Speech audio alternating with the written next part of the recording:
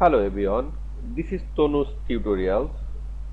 This tutorial shows how to bold text in Word document. Let's get started. Firstly, I have to open Microsoft Word file and write something.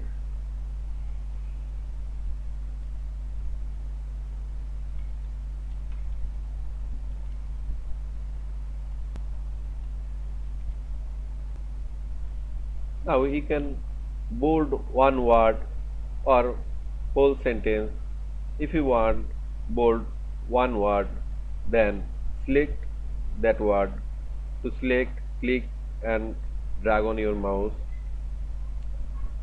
and click on bold icon.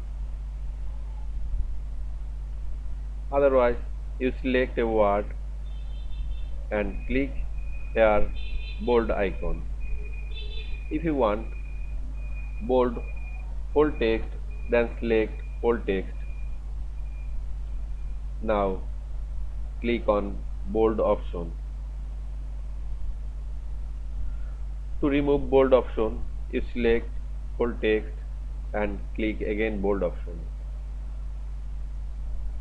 I hope you enjoy this video. Please like, comment, share and subscribe my YouTube channel. Thanks for watching.